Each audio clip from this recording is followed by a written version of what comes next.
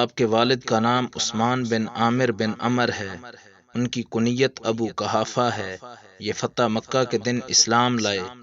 ابو بکر صدیق رضی اللہ عنہ ان کو لے کر رسول اللہ صلی اللہ علیہ وسلم کی خدمت میں حاضر ہوئے تو رسول اللہ صلی اللہ علیہ وسلم نے فرمایا، ان کو کیوں زحمت دی، میں خود آ جاتا۔ ابو بکر رضی اللہ عنہ نے جواباً عرض کیا، ان کا آپ کی خدمت میں حاضر ہونا ہی زیادہ اولیٰ ہے۔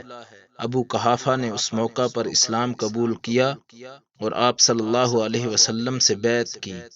مروی ہے کہ اس موقع پر رسول اللہ صلی اللہ علیہ وسلم نے ابو بکر رضی اللہ عنہ کو ان کے والد کے اسلام لانے پر مبارکباد دی۔ ابو قحافہ رضی اللہ عنہ کے بال بالکل سفید ہو چکے تھے۔ رسول اللہ صلی اللہ علیہ وسلم نے ابو بکر رضی اللہ عنہ سے ان کے بالوں میں خضاب لگانے کو کہا، لیکن کالے خضاب سے منع فرمایا۔